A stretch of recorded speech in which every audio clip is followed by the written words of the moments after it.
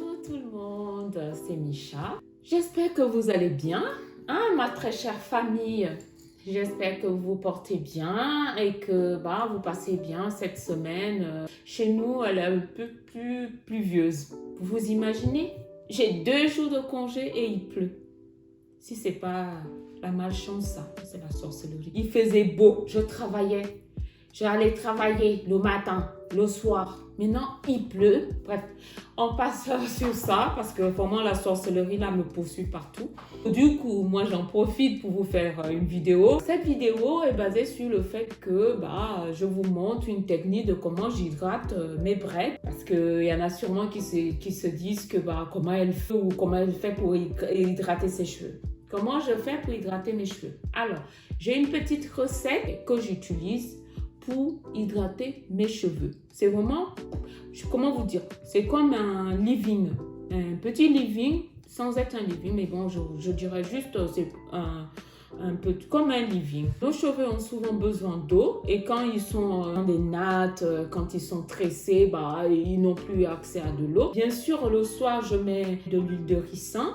Donc, vous connaissez déjà les propriétés dans mes anciennes vidéos. Je vous parle beaucoup de l'huile de ricin que j'utilise beaucoup. Je vous parle aussi de l'huile d'argan que j'utilise beaucoup. Donc là, je vous montre une recette pour hydrater quotidiennement mes cheveux pour pas qu'ils soient déshydratés. Parce que sinon, quand je vais enlever mes braids, ce sera tout sec comme ça, vous voyez. Pour aussi éviter, parce que je commence déjà à ressentir un peu des picotements. Vous savez, c'est quand on a, je connais, hein, quand on a les tresses, qu'on a des tissages et tout. Ça picote, on veut gratter et tout. Je me rappelle encore, on m'avait demandé une fois pourquoi les Noirs, on a tendance à se gratter les cheveux comme ça. Je me suis retrouvée. Vous savez pourquoi on se gratte comme ça? On tape sur les cheveux. Quand on a les mèches, quand on a les tissages et puis qu'on a même une perruque, on fait comme ça. Je me retrouve. Est-ce que vous vous retrouvez? On fait tout ça. J'avais dit à la personne, mais oui, parce que nous, on ne peut pas gratter comme ça, sinon on détruit le cuir chevelu. Et puis, les doigts on ne peut pas bien atteindre l'endroit qui est irrité. Du coup, on tape dessus pour apaiser. Bon, vous savez. Voilà, on a toujours de commentaires sur nos cheveux. Bon, c'est pas la première fois. Donc, voilà. Donc, pour pas arriver à ce stade de taper, moi, je ne me suis pas encore tapée. Je fais mon hydratation avec mes petites huiles apaisantes et ça va mieux. Donc, c'est cette recette que j'aimerais partager avec vous aujourd'hui. Et j'aimerais, pour celles qui ne sont pas encore abonnées, abonnez-vous. Abonnez-vous, mes chers membres de la famille. Alors, mes chères sœurs, mères, filles, grand-mères, tout ce que vous êtes. Et pour celles qui sont déjà abonnées à ma chaîne, et qui regardent que la moitié, vous vous reconnaissez aussi, vous ne regardez pas tout, mais bon, c'est pas grave. Je voulais aussi dire de liker et qu'on partage. J'utilise dans cette préparation de l'huile de ricin qui fortifie, hydrate et nourrit le cheveu et aide à la pousse. De l'huile de coco qu'on connaît qui nourrit et hydrate également.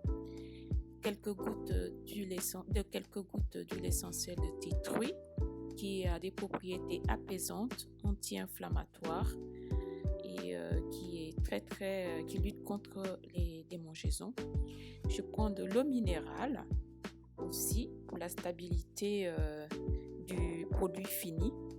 J'ai mon entonnoir, une cuillère. Je mets au bain-marie l'huile de coco pour avoir de l'huile parce que j'avais une consistance solide pour qu'elle passe à une consistance liquide. Donc, je mélange bien avec ma petite spatule au bain-marie. Voilà, c'est passé à l'état liquide comme je voulais. je mélange de l'huile de ricin et je vais mélanger 3 petites gouttes de l'huile essentielle de thé tree. Je mets environ 3 à 40 à 20 centilitres d'eau. Je transvase le tout dans mon vaporisateur à l'aide de mon entonnoir.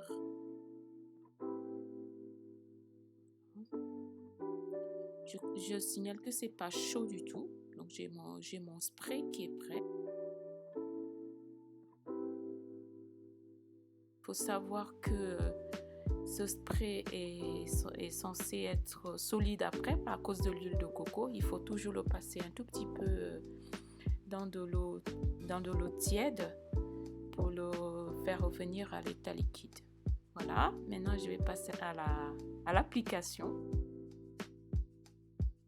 Je commence par derrière. Je m'assure bien que j'ai mis une serviette pour protéger parce que bon, ça peut dégouliner, mais pas trop quand même. J'applique bien au cuir chevelu, surtout le cuir chevelu parce que souvent il est irrité. Je m'assure bien que tout est pris, tout est en contact avec le produit, devant, derrière.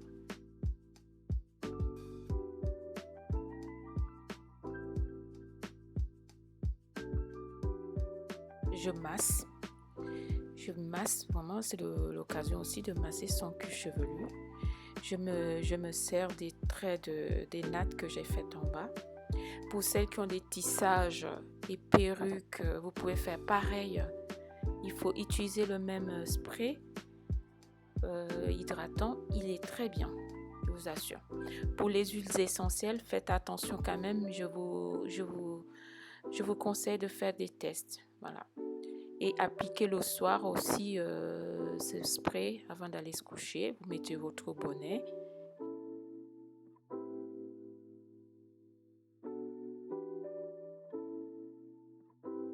Mon petit conseil, nettoyer les cils avec une mousse nettoyante. Alors, c'est mon esthéticienne qui me l'avait donné et je vous assure que c'est top. Ça permet entre autres d'éliminer les résidus du mascara et bien rincer après avec un coton imbibé d'eau ou de son eau micellaire. Et qu'est-ce que je fais de plus? J'utilise de l'huile de ricin pour hydrater, entretenir mes sourcils et mes cils. J'ai trouvé l'astuce très bien. Bon, il faut bien le faire le soir, parce que franchement, j'ai trouvé l'astuce super bien. Donc, depuis que je le fais, je constate effectivement que j'ai les sourcils assez fournis.